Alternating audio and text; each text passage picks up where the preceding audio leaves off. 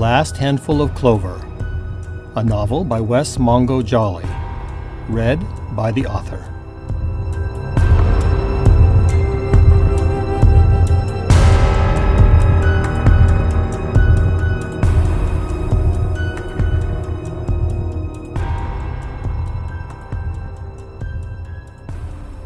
Chapter 30. Youre DEAD. June 6, 12:10 p.m. Watching the children in the playground, Richard finally felt his racing mind calm.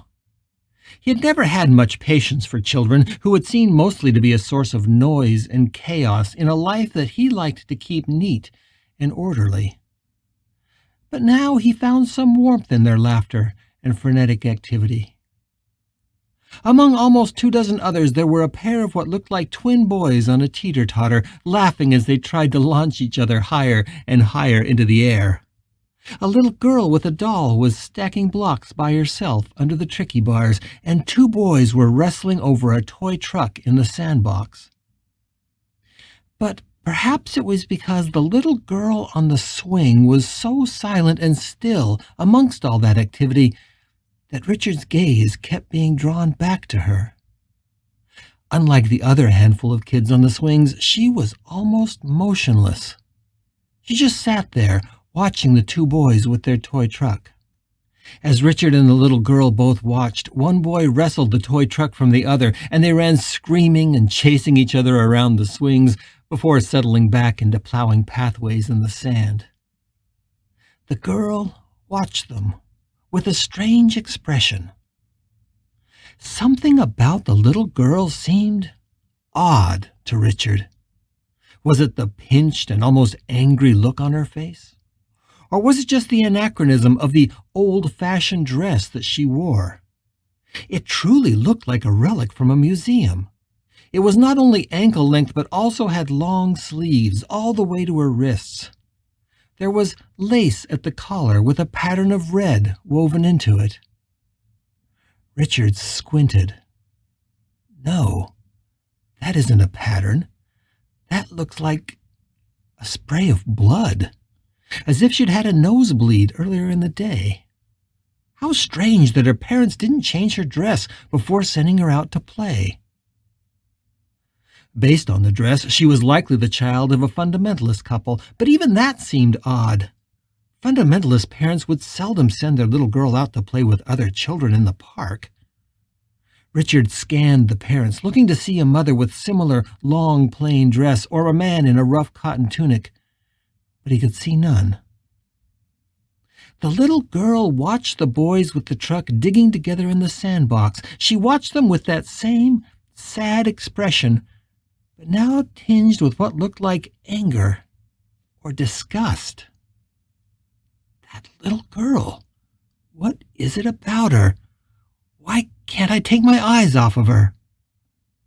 Suddenly, she looked up, and for a moment Richard thought perhaps she actually saw him, but no, it was only her eyes roaming the park, as if she was searching for something or someone that she'd lost. And as her eyes roved the playground, she leaned back in the seat and swung her legs.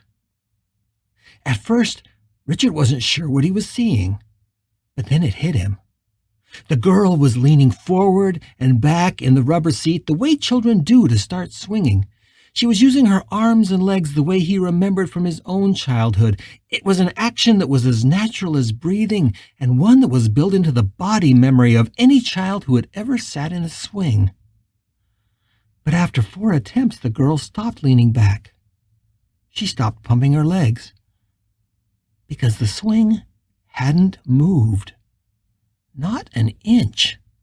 It didn't respond to her in the slightest, and neither did it move as she pushed herself free of the seat and hopped to the ground. The chain of the swing might just as well have been welded into a single link. The seat might just as well have been made of iron, not rubber. For a moment, the girl turned her back to Richard and stared into the trees to the north of the playground. When she turned back, Richard thought he saw a smile on her face. He tore his eyes from her for a moment, hoping to see what she had focused on in the trees, but that part of the park was in deep shadow, and he could see nothing there that would have drawn her attention. Suddenly, Richard heard a wail, and his attention darted back to the playground. The little girl was gone, and the two boys who had been wrestling each other for the toy truck were both screaming. Sand was flying into the air where they were wrestling. No, not wrestling. This was not boys playing. There was a violence to this fight that he'd never seen with children. And Richard realized that only one boy was screaming. The other was strangely silent, but he was brutally pummeling his friend with his fists while the boy below cowered and tried to fend off the blows. Suddenly, the silent boy had the toy truck in his hands, and he was smashing it into the other boy's face. Even from the hillside, Richard could see the blood pour out of the cowering boy's nose in a spray across the sand. He could see the metal truck slice open the boy's skull and the thick red blossoming into his brown hair. Richard stood, rooted to his place, unable to move. Shocked parents rushed in, and one grabbed the aggressive boy by the arm and with a sudden jerk pulled him away. And what Richard saw made him fall to his knees. It was as if the boy was a suit of clothes being pulled out of the space he was in, and standing there, in the exact same pose, fist raised in the act of hitting the boy on the ground, stood the little girl in the white dress. The toy truck clattered to the ground as the screaming in the playground ramped up to a fever pitch. The sight of the little girl appearing in the space where the boy had been standing seconds before froze Richard's blood. He couldn't shake the impression that the little girl had been wearing the boy like a suit, inhabiting him and making his body do her will. And then her temporary suit of flesh had been ripped away, leaving her standing alone in her brilliant white dress.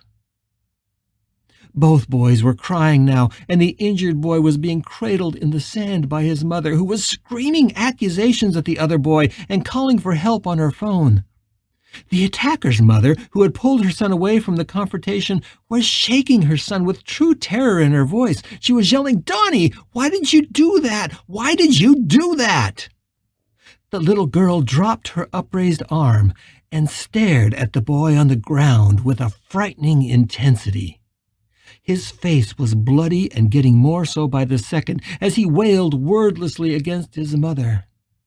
Other parents were coming out of the woodwork now, rushing to the playground.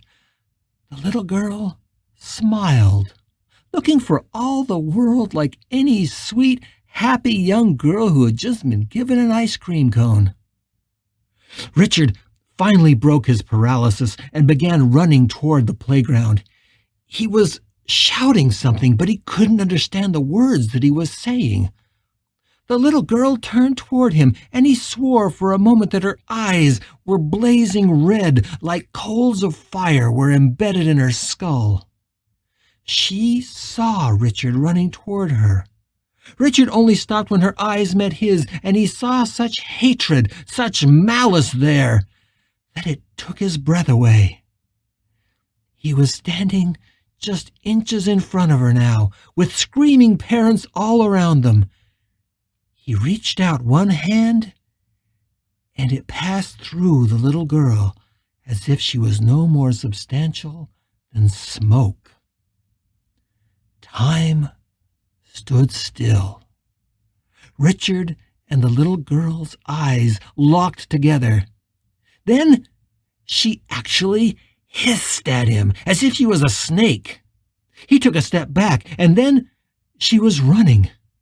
He stood frozen on the edge of the playground. He watched her run, and it stunned him to see that she was moving faster than any little girl. Hell, she was running faster than anybody at all should be able to run.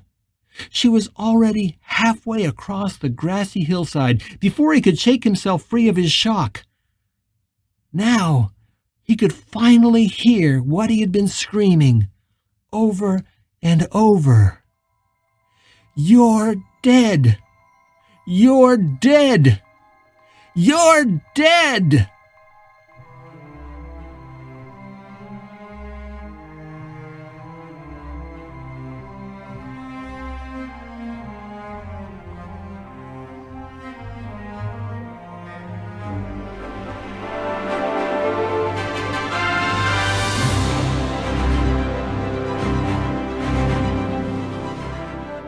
You're listening to The Last Handful of Clover, a novel by Wess Mongo Jolley.